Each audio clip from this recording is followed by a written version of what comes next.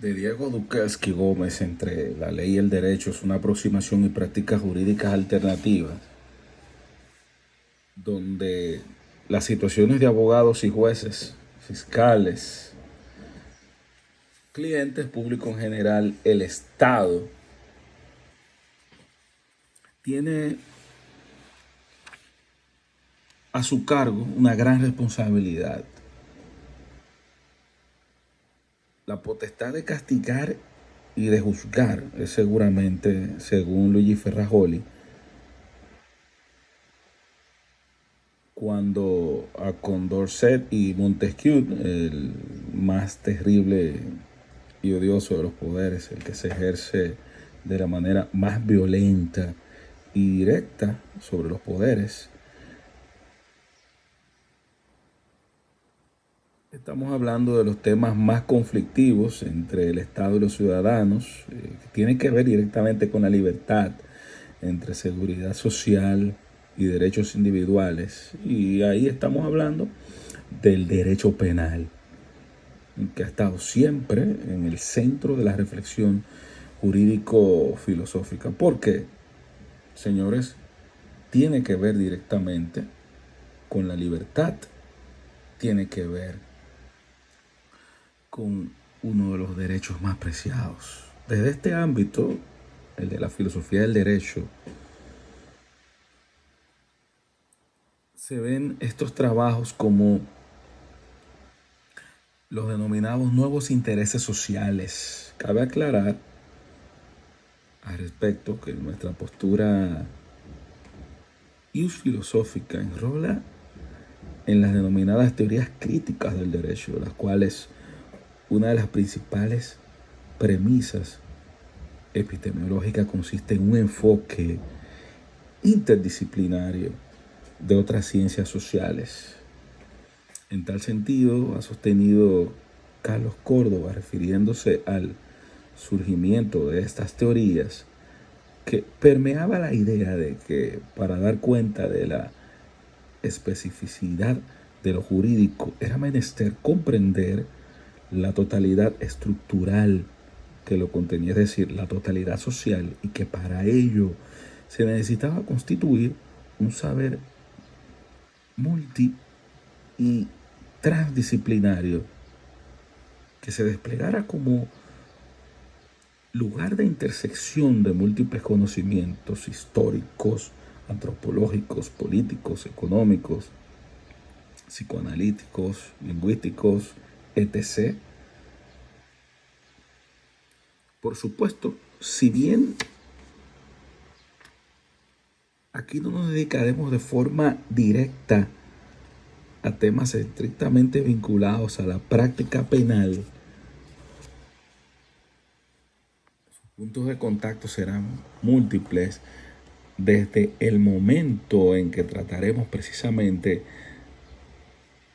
las conflictivas relaciones entre Estado y ciudadano, autoridad y libertad, seguridad social y derechos fundamentales, de las que nos hablaba Ferrajoli en el párrafo citado. Para ello, será menester analizar los diferentes aspectos de los cuales el derecho contemporáneo, al que otros preferían denominar posmoderno, ha sufrido considerables mutaciones, globalización, pluralismo jurídico, desregulación y en particular la notable transformación y reformulación de uno de los conceptos jurídicos fundamentales, el sujeto de derecho. Y es que si queremos comprender cuál es el rol del derecho frente a los nuevos intereses sociales, no debemos perder de vista quiénes son actualmente los portavoces de tales intereses. Una de las posibles alternativas frente a la crisis de la vieja distinción entre Estado y sociedad civil, que nos viene dada fundamentalmente desde el ámbito de la sociología, aunque se ha difundido notablemente a otras áreas de las ciencias sociales, se centra en el análisis del fenómeno de los nuevos movimientos sociales como sujetos maduradores de una nueva era política en que reivindican la subjetividad por encima de la ciudadanía. Por otra parte, sugerirá de nuestro análisis algo que es mucho más que un simple juego de lenguaje. No es el derecho quien se sitúa frente a los intereses sociales, sino que la expresión social de nuevos intereses representa muchas veces un enfrentamiento y hasta la propia negación del derecho vigente.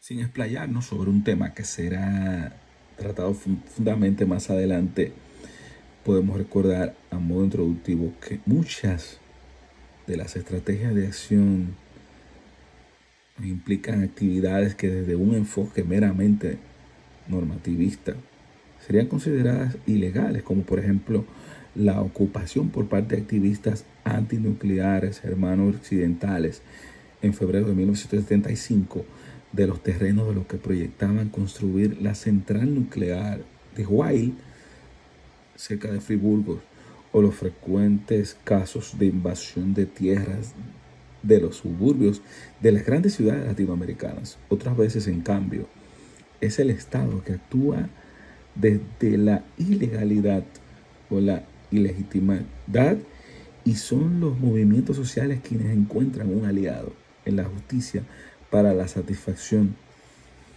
de sus necesidades.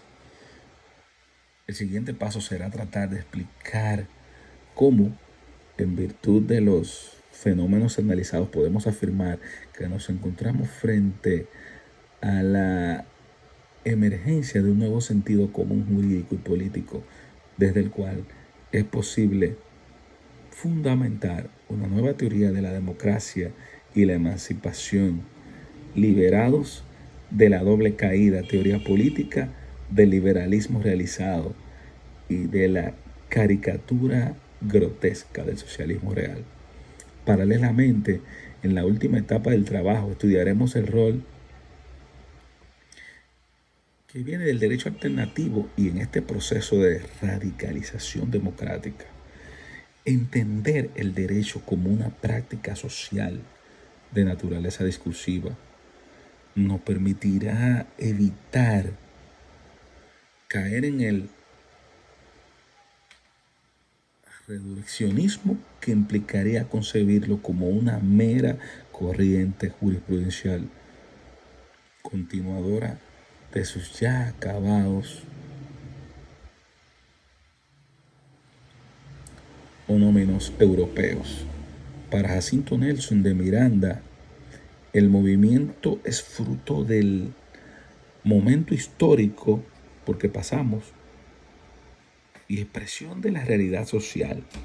No existe más el enemigo común dictadura, atrás del cual transitaban en la oscuridad los pseudodemócratas, confundiendo por intereses personales la lucha contra ella con las reales aspiraciones del pueblo. Ahora, no obstante, el rey está desnudo, en las palabras de Edmundo Lima,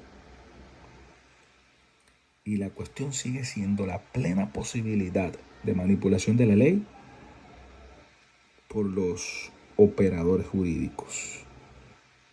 Será preciso entonces afrontar y analizar las múltiples y los sentidos de alocución del derecho alternativo. Así, por ejemplo, para Hamilton y Caravaggio existirían varios frentes: el tradicional uso alternativo del derecho, actividad que se desenvuelve en el propio seno del ordenamiento jurídico positivo, utilizando las contradicciones, ambigüedades y lagunas del derecho no vigente, buscando a través de una interpretación cualificada que los efectos de la norma sean cada vez más democráticos.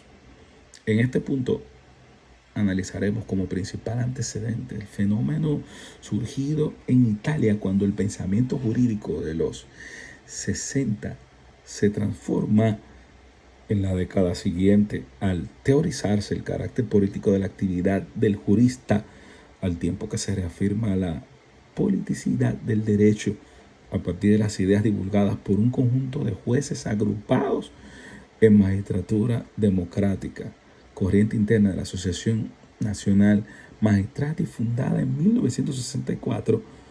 Entre los prestigiosos integrantes de este movimiento se destacan autores como Pietro Balsena, Luigi Ferrajoli, Giuseppe Coturri, Salvatore Senese, Vincenzo Agatate, Domenico Pulitatio y Francesco Misani, entre otros. También en relación con esta primera acepción de la expresión de derecho alternativo, debemos repasar un tema clásico de la filosofía del derecho, la interpretación de la ley.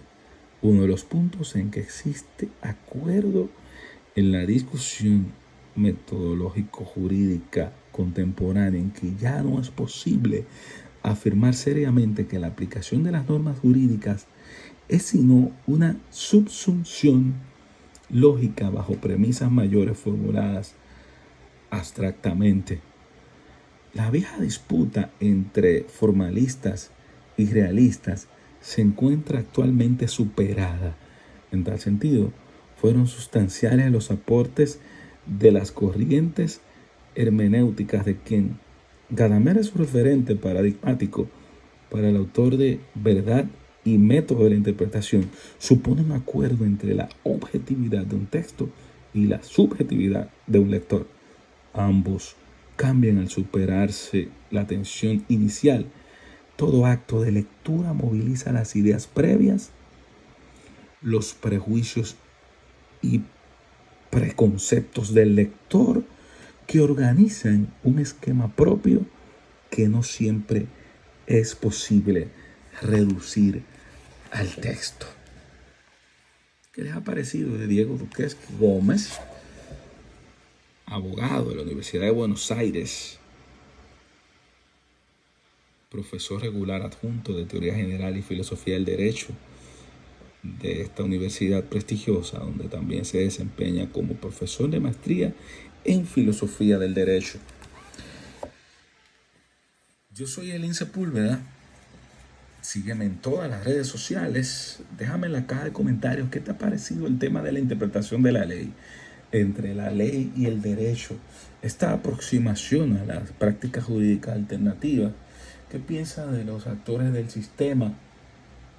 Y precisamente la importancia del derecho penal, cómo los actores ven esta situación y muy especialmente el sujeto de derecho. ¿Cuál es la actividad que realiza de interpretación entre el lector y la persona que escribe? Suscríbete al canal si no lo has hecho, dale like y comparte para seguir haciendo videos como estos. Nos vemos en la próxima. Recuerda, los libros te educan.